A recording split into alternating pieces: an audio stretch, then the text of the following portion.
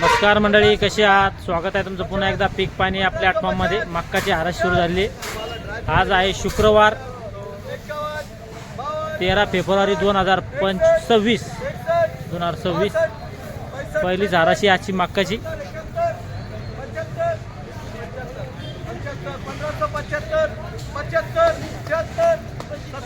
ढेर आहे.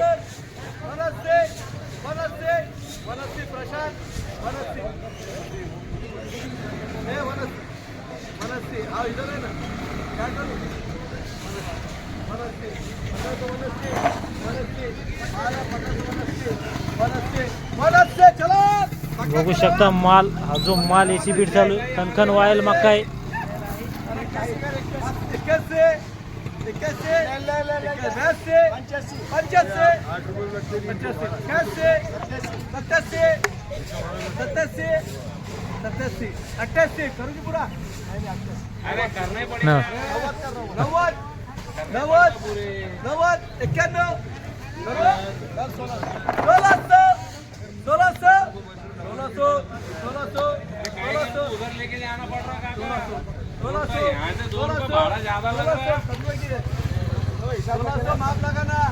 बघू शकता हा जो माल याला 1600 बाजार भाव लागलाय. 1600 बघू शकता माल 1600.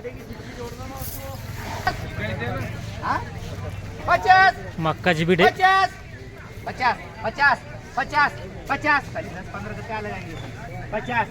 मोठं वक्कल आहे. 88 89 कट्टे 89 कट्ट्याची वक्कल आहे. 88 89 1550 चालू आहे.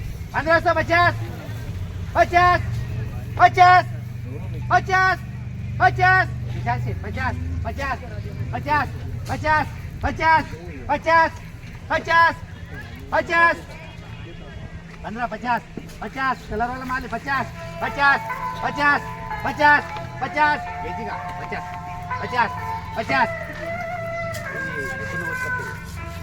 89 कट्ट्याची बीट आहे. 50 66 67 68 69 70 71 72 73 74 75 76 77 88 80 विशाल सेठ 80 50 60 70 28 90 91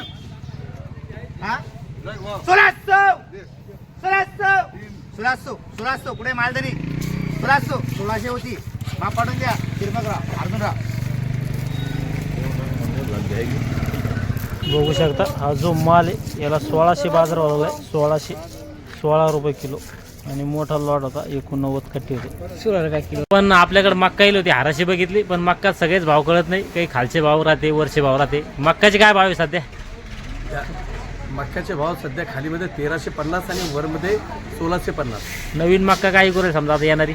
नवीन मक्का 12 13 13.5 14 मॉइश्चरवर राहतो ते. हा. कारण ओलसरपणा फार राहतो त्याच्यात म्हणून.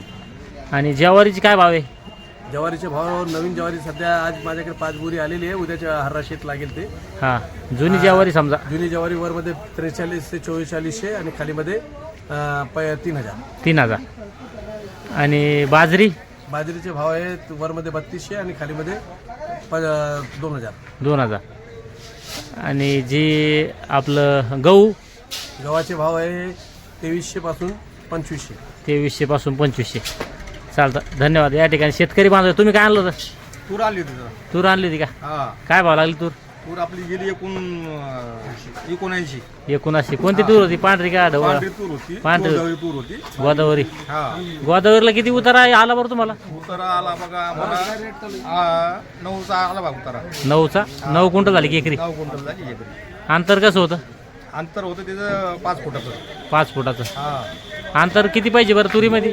अंतर खरं पडलं तर 8 साडेआठ फुट म्हणजे 8 फुटाच्या 6 फुटाच्या पुढेच पाहिजे. हा 8 फूट जर असलं चांगल्या उताराची ती तूर 8 असलं चांगलं आठचा होतं. बसला तर औषध मारता येतं, हा. फवारणी करता येते, चालता येतं, पाणी भरता येतं, पद्धतशीर होतं सगळं. पण हे 6 आणि 5 असलं ते पाणी भरणं, औषध मारणं खूप अवघड होतं. ड्रोनवाल्याला बोला, ड्रोनवाला भेटत नाही. हा. त्याच्यामुळं आपल्याला 8-6 फुटाच्या पुढेच अंतर घ्यायला पाहिजे शेतकऱ्यांना खरं म्हणजे. समजा सोयाबीन पीक जमतं मिश्र पीक घ्यायला त्यात. दुसरं पीक घ्यायला एकदा एक नंबर जमवतं. सोयाबीन घेतली तर आपली सोयाबीन तुरीच्या अगोदर निघून येते. सोयाबीन निघून जाते आणि तुरीला पाणी नंतर त्याला पाणी द्यायला दांडकींड पाडून त्यात पाणी भरता येतं आणि औषध फवारणी पण चांगली करता येते.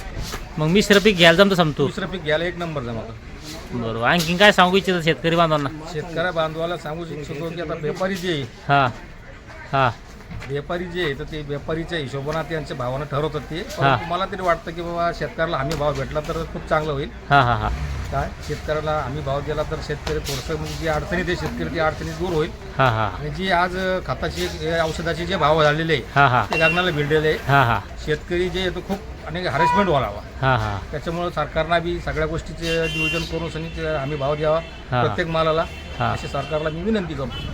माल प्रत्येक माल हमी भावाची पुढे गेली पाहिजे समजा. हमी भावाचे पुढे विकले म्हणजे शेतकरी थोडंफार काहीतरी हे होईल ना, थोडंसं समाधान राहील. समाधानी होईल. आणि दुसरी गोष्ट सरकारच्या माझ्या हिशोबानं सरकारनं जे जनावरं देतात ही हरणी आहे, हा निलगाय, हा. रानडुकरं आहे, हा. यांच्यासाठी जी आहे ते सरकारनं काहीतरी व्यवस्था करायला पाहिजे जेणेकरून मालाचं नुकसान होईल. हा याची काहीतरी सरकारनं दक्षता घ्यायला पाहिजे. कारण की वन विभागाची माणसं पाठवून समजा. वन विभागाचे माणसं पाठवून त्यांना जंगलामध्ये- सर्वे करायला पाहिजे. त्यांनी हा. स्वतः येऊन बघायचं. शेतकरी काय म्हणतो, शेतकरी काही पण म्हणत हा सर्वे करायचा, सर्वे करून बघायचं, यायचं आणि नंतर त्याच्यावरती काहीतरी त्यांनी हे द्यायला पाहिजे शेतकऱ्याला. तोडगा काढा पाहिजे समजा काहीतरी. हा काहीतरी असं तरी सरकारनं थोडंफार ते शेतकऱ्याकडे लक्ष दिलं तर शेतकरी आत्महत्या करणार नाही, हा. अशा घेणार नाही, औषध घेणार नाही. बरोबर आहे. एक तर निसर्गाचा कोप वरून आपलं जंगली प्राणी. हा शेतकरी इतकं त्रस्त झालेला आहे त्या जंगली प्राण्यापासून हा. की विचारताच होई नाही. बरोबर चालतं. धन्यवाद. एक वेगळा मुद्दा मांडला त्यानं आपल्यासमोर